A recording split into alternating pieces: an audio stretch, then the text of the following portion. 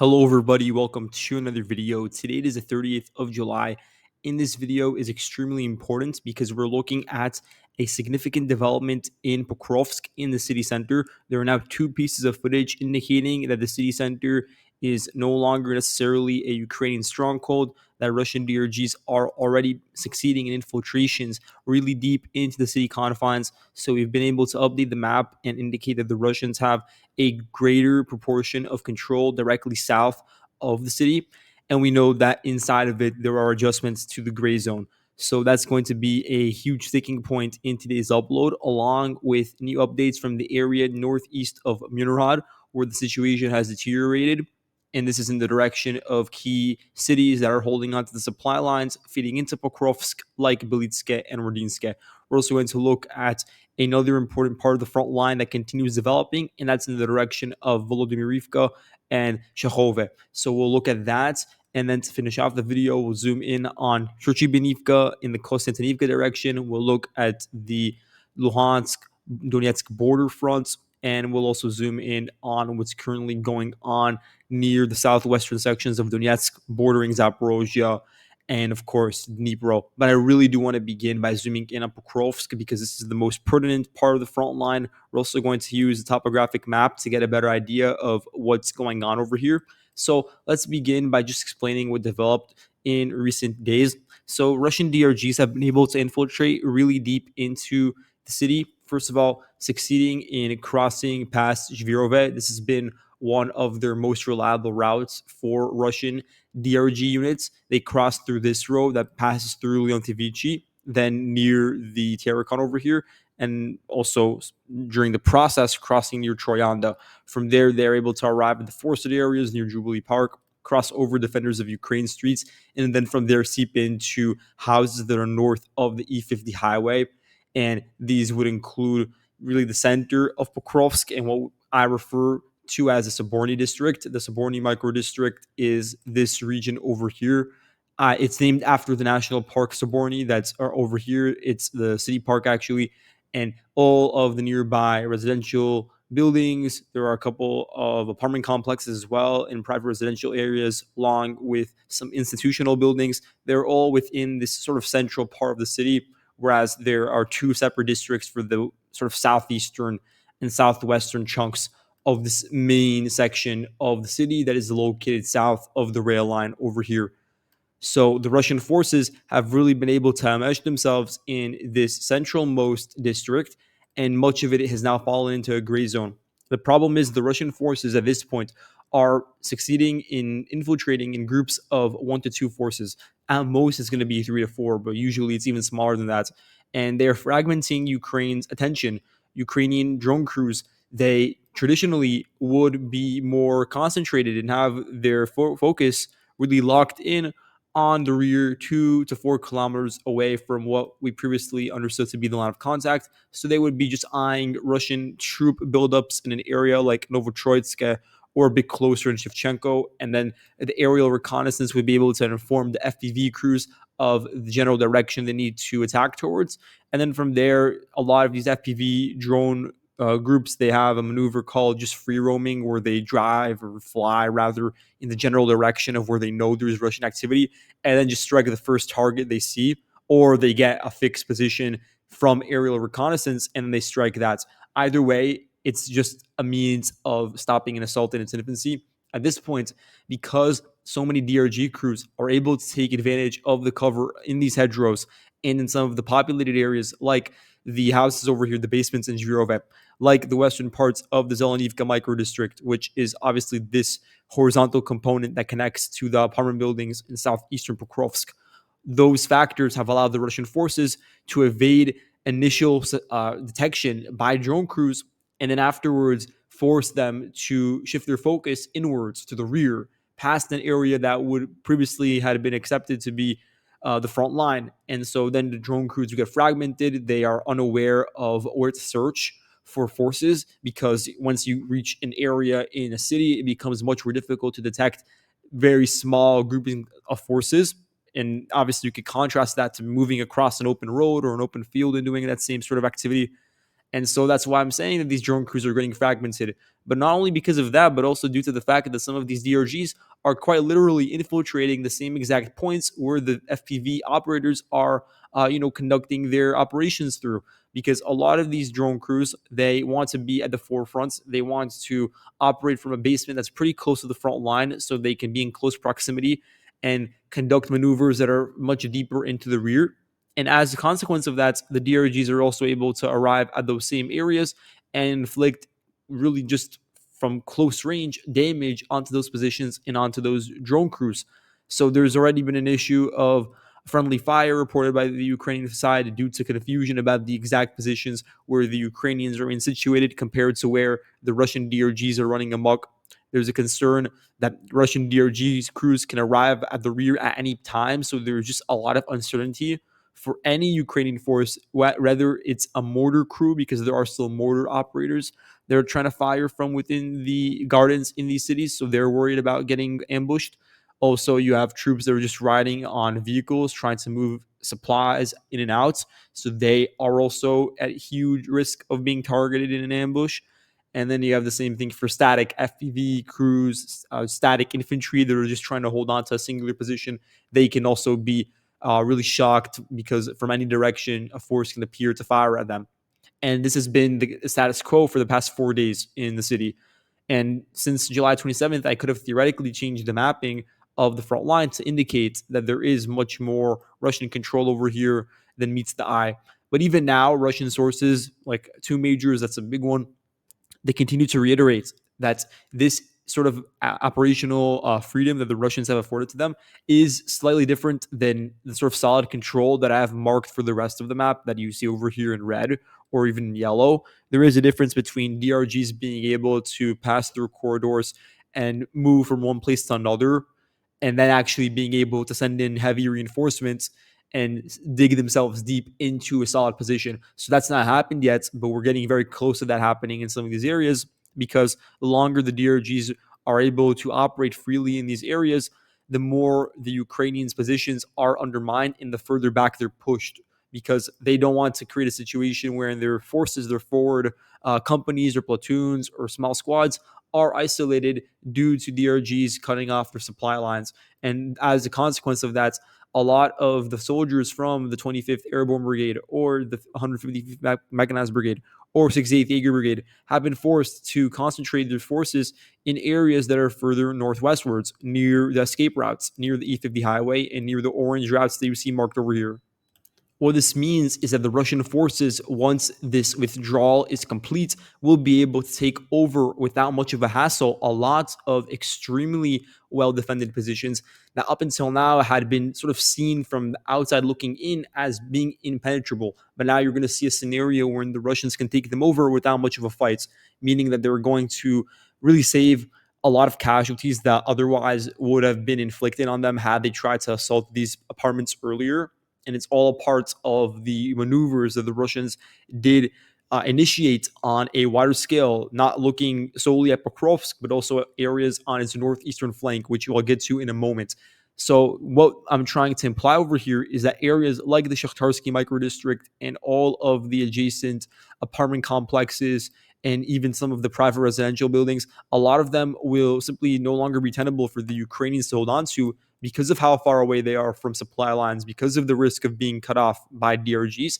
And then the Russians will naturally fill in that void and be able to use that sort of momentum to sort of galvanize their push deeper and deeper into the city. And then the pace could actually be similar to things that we've seen in Selidove. Once the line over there is broken through, I know there was like a good 2-month period where the Ukrainians were able to hold on to the eastern outskirts of the city, but then eventually the floodgates broke loose and the rest of it was taken over without a fight at all. In Novohordivka and not in Hordivka itself, but in Novohordivka, there was also a very similar scenario that developed wherein the Russian forces were able to steamroll through all of the apartments and the fortified positions on the perimeter without much of a fight because the flanks were in such a dire situation. And then the Ukrainians obviously stabilized within the city of Pokrovsk itself, given its stature. And that's why the Russian forces opted to just avoid attacking head on, which was the correct decision, and to instead develop this massive salient, which is no longer a salient today because it is just a really steadfast. It's a really solid part of what today constitutes the front line, and it runs along the border with Dnipro. So all these positions that are located essentially southwest of Pokrovsk, they were paved with the intention of obviously arriving at the Dnipro border, but with also creating a solid base and foundation to attack and cut off the E50 highway. Now, the Ukrainians were able to pin down the Russian forces and prevent them from exploiting their foundations in this area. But at the same time, the fact that they concentrated a lot of their efforts on defending over here meant that they overlooked another key area that could be used by the Russians to denigrate their supply routes. And that would be the northeastern direction, which is what I'm going to look at in a moment. So you can see that once the Russian forces were able to break through the highway over here, the T0504, and that was a consequence of pushing from Novo-Alexandrivka and the sort of long march all the way to the ring road, which we talked about extensively. And that was throughout the entirety of the last year and a half. We talked about this exact movement. And then it manifested, obviously. And then from there, the Russian main force was sort of diverted towards Yablonivka. And this gave the Ukrainians a sort of impetus to redirect the majority of their forces to defend in Yablonivka and in nearby positions, instead of accounting for the gaping holes in the area sandwiched in between Yablonivka and Mirnograd. So that lack of care, combined with the fact that the Russian forces, their air force, really targeted each individual tree line dugout in this open area spanning like 70 square kilometers, systematically destroying and upending all of the possible like fallback lines that the Ukrainians had in this area.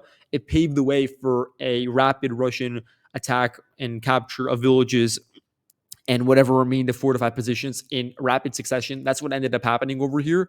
And it only did partially stabilize once the Russians had arrived at the Kazani Toretsk River, because at that point you already had the Russians too close to home. It's an area where a lot of units are located nearby, so they were all pooled together to defend in this area.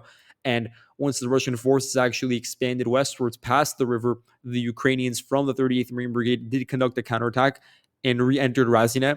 And this was, I believe, a week ago by now. So that initial counterattack and the fact that troops were redeployed to defend in the Krasno-Limanskaya mine and in Chervony Liman, it did prevent a sort of collapse of the entire salient at that time when the Russian initial breakthrough across the river first occurred. So that was an important stabilization measure. But now we're looking forward about 8-9 days later, and now the same sort of situation is starting to unfold. So the Russian forces understood that the Ukrainians concentrated their infantry along these two routes because they don't want the Russians to take over Rodinsk. And they also concentrated a lot of their FPV crews like the Ivano-Franco group or the Argus drone units to try to neuter any sort of attempt at attacking over here. And to that degree, they've been successful in preventing Rodinsk from falling. But the Russian forces, instead of sort of taking that bait, for the most part, they've been focusing on areas that are a bit to the north.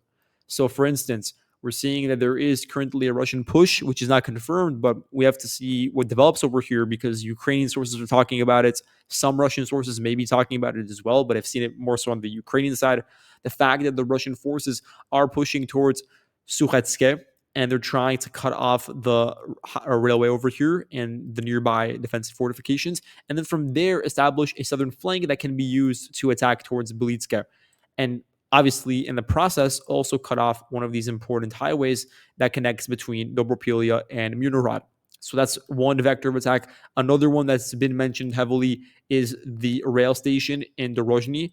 So the Russian forces are engaged in heavy fighting to take over Nikhanorivka. Some Ukrainian sources talk about it already being fully in a gray zone, marking it under Ukrainian control. But for sure, there is a route over here, a well-established route by Russian infantry and DRGs that has already been able to arrive at this line of defense and also at the rail line itself.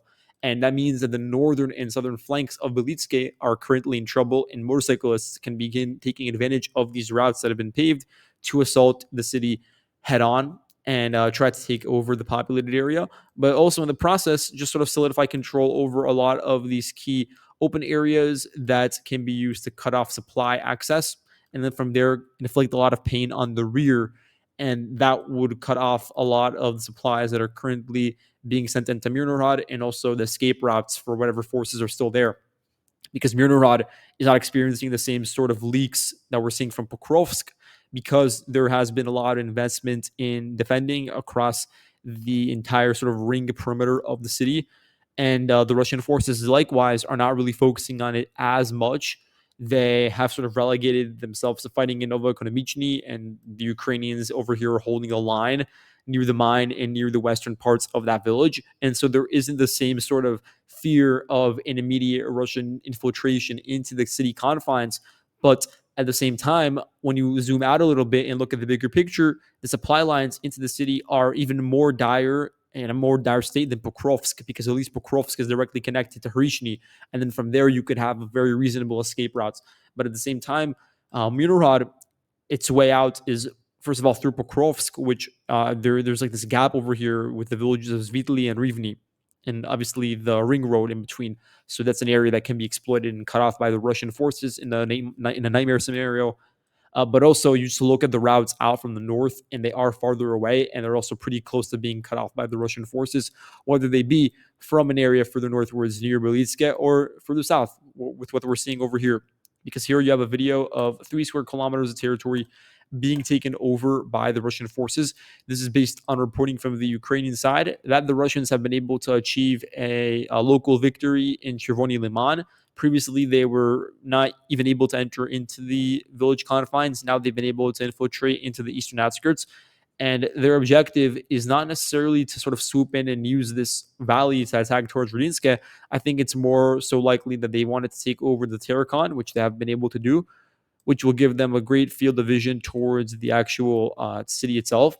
But then also from there to advance through this open area and undermine the connectivity and any sort of movement in and out of the city of Mirnograd through this sort of open area that's complemented by a lot of local roads. I think that's the objective over here.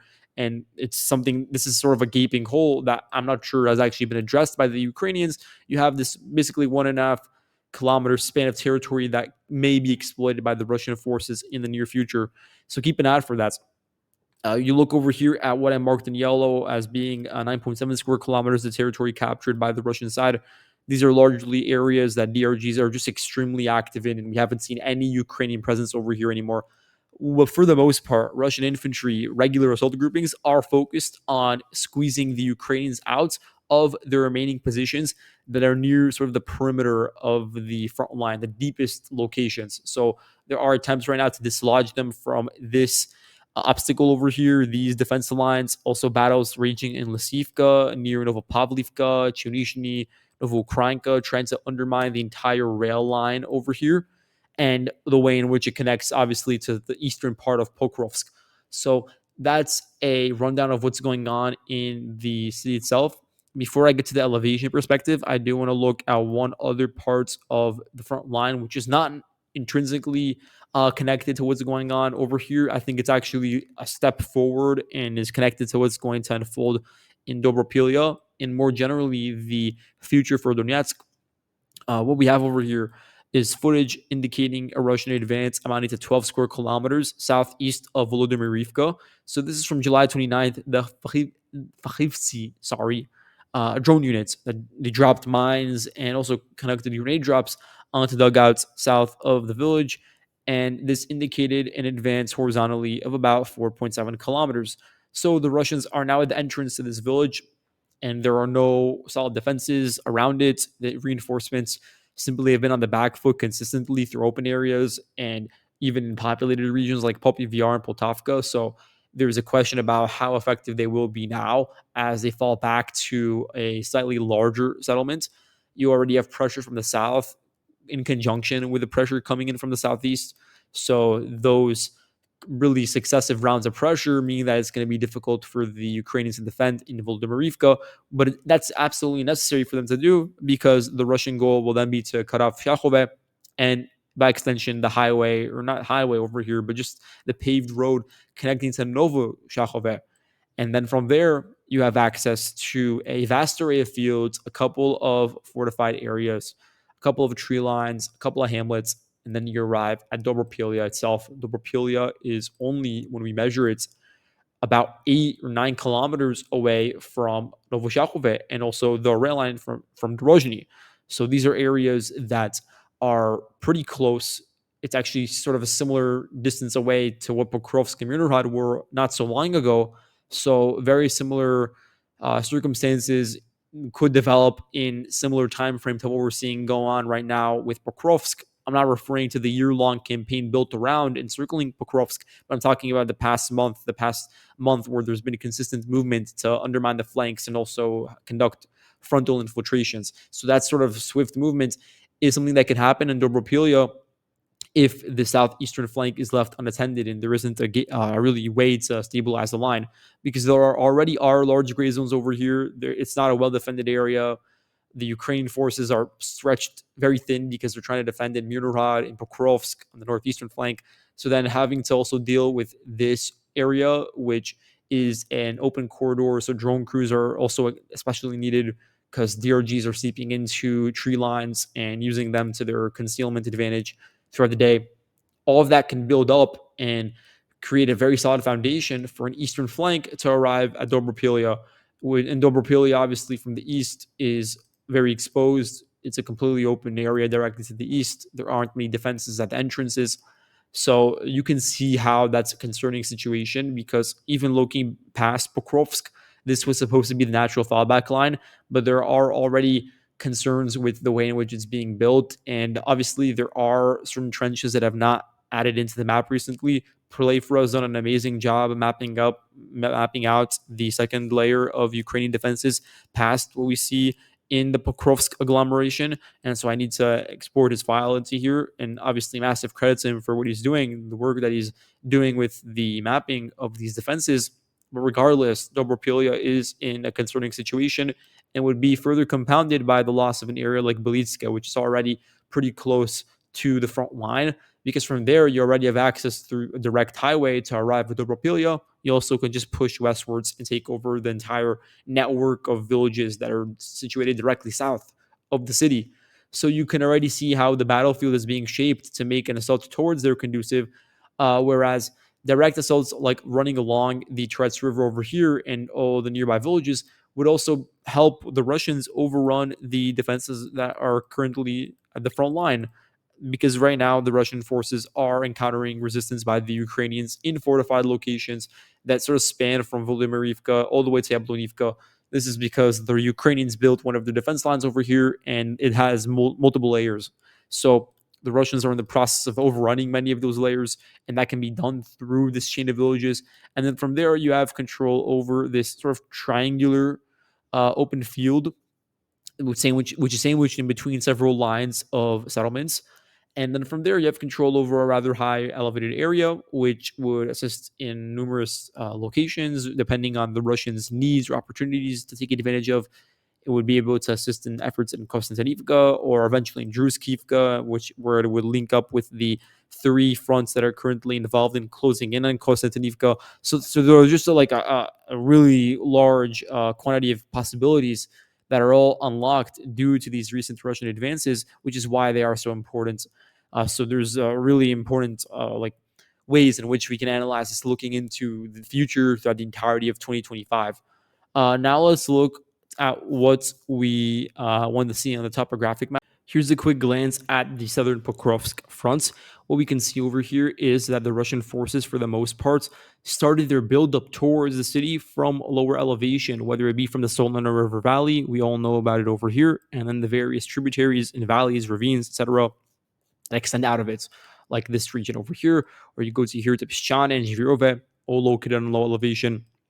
Vidorvenja, Zelene, Nechenske, all these areas that were recently cleared out by the Russian side. So they were fighting uphill, and that is why it took so long. It's why high casualties were inflicted, and there was a lot of back and forth as the Ukrainians were fighting from an upwards elevation and always had the advantage in isolated battles. But eventually, the Russians were able to establish this sort of solid line with a lot of settlements that are sort of scattered around the front line. And then from there, use them as bases. And most notable one is Shevchenko, which is on neutral elevation. I would say it's not too low, but it's also not as high as the center of Pokrovsk. And they use that as their guide to actually push into the city itself. So you look at the actual sort of entrance points, and one of them is through Zhvirov, as we said. Again, rather low elevation. You take advantage of the Terracon sometimes, and that would actually be a higher elevated point.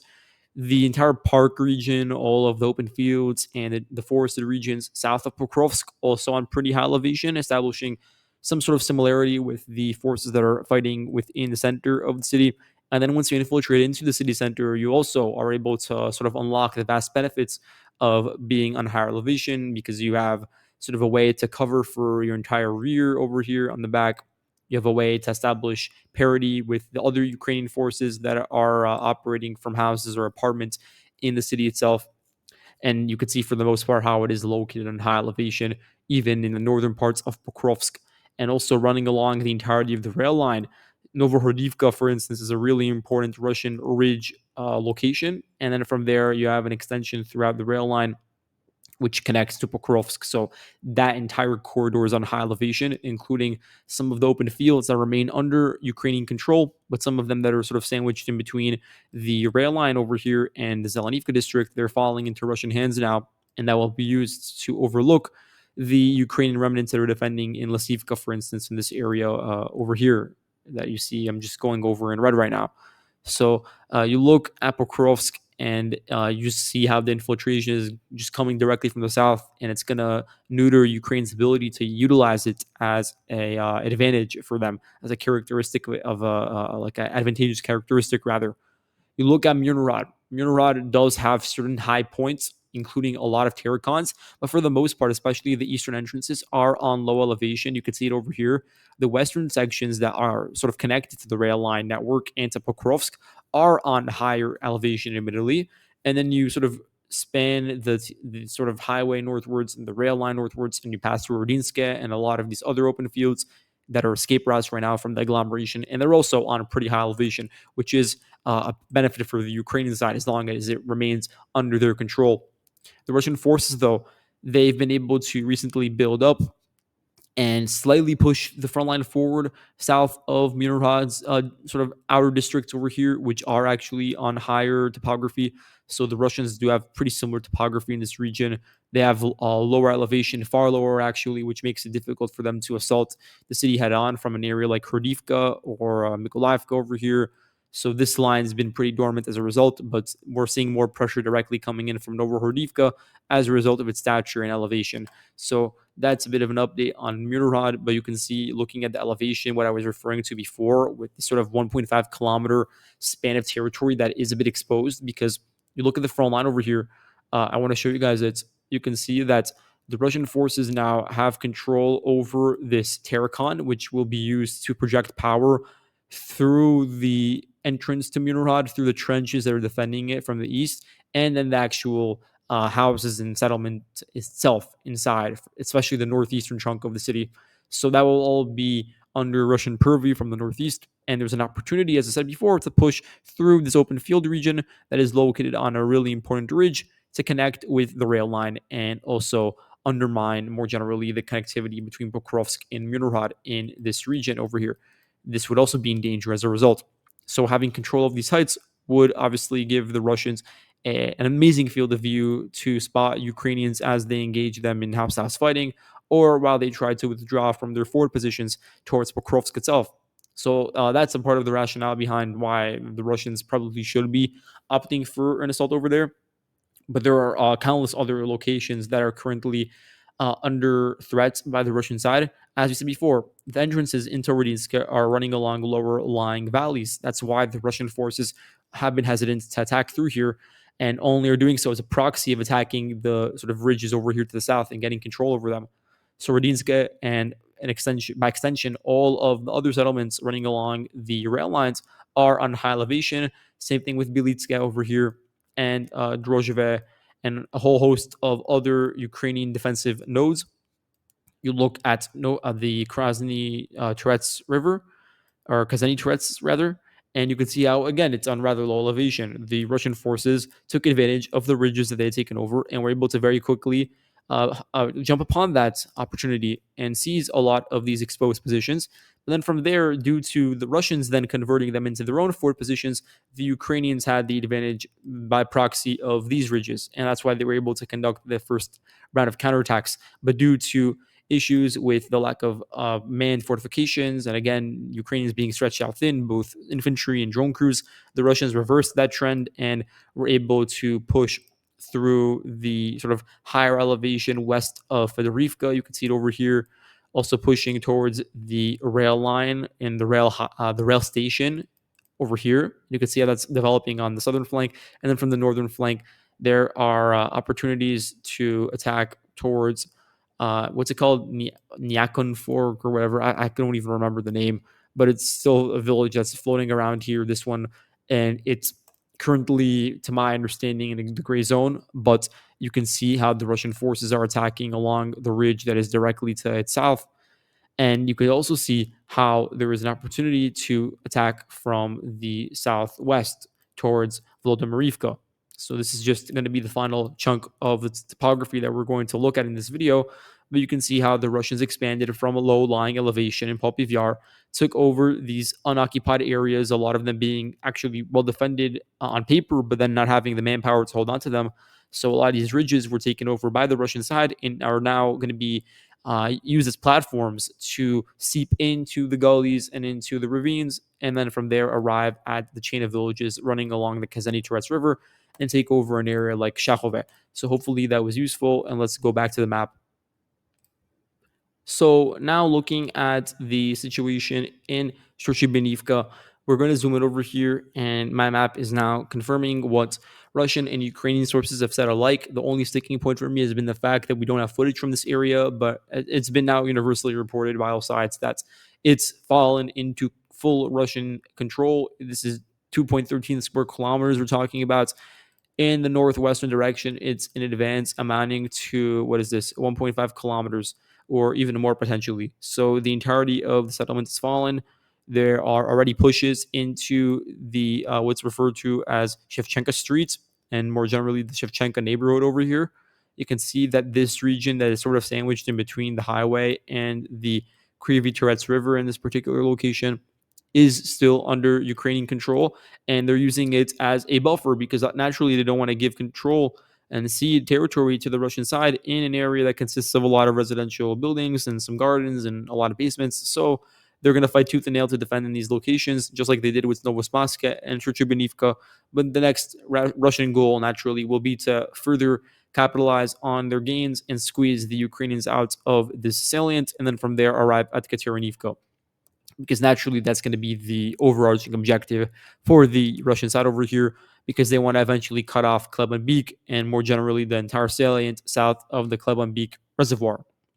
You zoom in over here, you can see that there is some positional fighting in the northern or northeastern parts of Yablonivka with the capture of 40 hectares. This is once again just part of the process of clearing out the final outskirts that are surrounding northern Yablonivka, which include some houses and some warehouses, some farmland, but primarily trenches that remain under Ukrainian control and are naturally being held onto because it serves as a way of pinning down Russian forces and distracting them instead of having them focus all their efforts on cutting off what little remains of the corridor. This, I would suppose, 1.57 kilometer wide corridor between the reservoir and the line of contact. And then from there, obviously, there would be a lot of issues for the, what is this, like 50, 60 square kilometers of territory that is built up and has been defended by the Ukrainians to such a deep, insane degree just south of the reservoir, obviously. So that's the movement from that location. And we're going to finish off with the Kharkiv, or it's not even Kharkiv over here. It's a mix of Donetsk and Luhansk, but more so Donetsk, in the direction of Liman itself. So in Kolodiazy, the Russian forces are already operating. They were able to capture 1.36 square kilometers of territory. Video here from July 23rd does show that the Vidar drone unit conducted strikes on Russian infantry and on basements where they were hiding in the village of Kolodiazy, indicating an advance southwards of about 830 meters. And you can see that past Zelandolina, the Russian forces captured another 1.66 square kilometers of territory, and now they're beginning to close in on the northeastern flank of Chandri Holove, only being about 3.4 kilometers away from the Ukrainian front line.